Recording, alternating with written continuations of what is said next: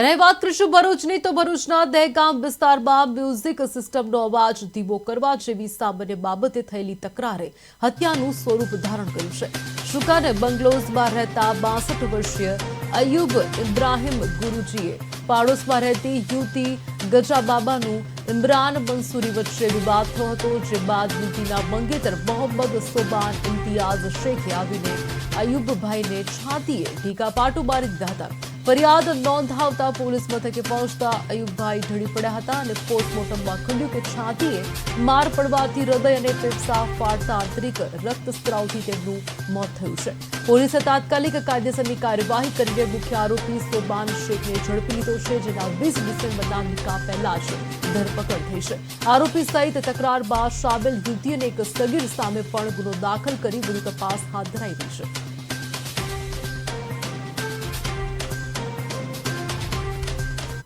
તાજેતરમાં ભરૂચ પોલીસ દ્વારા ભરૂચ તાલુકા police station વિસ્તારમાં આવેલો દહેગામની અંદર સુકૂન બંગલોઝ આવેલો છે, જેમાં બે પરિવાર જે આમને સામને રહે છે અને તે બંને પરિવાર વચ્ચે એક નજીવી બાબતને લઈને ઝઘડો થાય છે। તે ઝઘડાનું કારણ મુખ્ય એવું હોય છે કે એક પરિવાર દ્વારા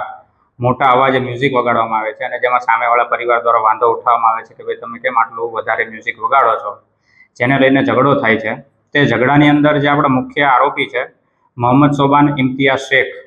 કે જે એક ગુસ્સામાં આવી જાય છે અને જે સામેવાળી વ્યક્તિ જે છે અયુબભાઈ, કે જેની ઉંમર પણ 62 વર્ષની છે, તેમની ઉપર આ મોહમ્મદ સોબાન ઇમ્તિયાઝ શેખ કે જે મુખ્ય આરોપી છે તે તેમની ઉપર વારંવાર ઢીકાપાટુનો માર મારે છે અને તેમાં પણ મુખ્યત્વે છાતીના ભાગે વધુ પડતો માર મારે છે, જેના કારણે તેમની હાલત થોડીક ગંભીર થઈ જાય છે અને તે પોતે પોલીસ ફરિયાદ લખાવવા માટે આવે છે, પરંતુ ઇન બિટવીન તેમની હાલત વધારે ગંભીર થઈ જાય છે। તેથી તેમને પોલીસ હોસ્પિટલ ખસેડવામાં આવે છે અને ત્યાં હોસ્પિટલના ડૉક્ટરો દ્વારા તેમને મૃત જાહેર કરવામાં આવે છે। જે ડાઉટ ક્લિયર કરવા માટે આપણે પીએમ કરાવેલું છે, કે જે પેનલ દ્વારા પીએમ દ્વારા એવો રિપોર્ટ કરવામાં આવે છે કે તેમને છાતીના ભાગે માર વાગવાથી હૃદય અને ફેફસા જે બંને ફાટી ગયા છે અને જે ફાટી જવાના કારણે જે વધારે પડતું લોહી વહી ગયું છે, જે લોહી વહી જવાના કારણે તેમનું મૃત્યુ થયું છે।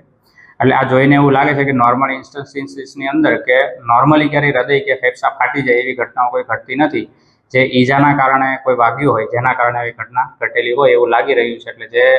ધ્યાને રાખી અને ભરૂચ તાલુકા પોલીસ સ્ટેશનની અંદર એક મર્ડરનો ગુનો દાખલ કરવામાં આવે છે અને જે અન્વયે મુખ્ય આરોપી જે છે મોહમ્મદ સોબાન ઇમ્તિયાઝ શેખ, કે જેમની અટક કરેલી છે અને હાલ કાયદેસરની કાર્યવાહી ચાલુ છે।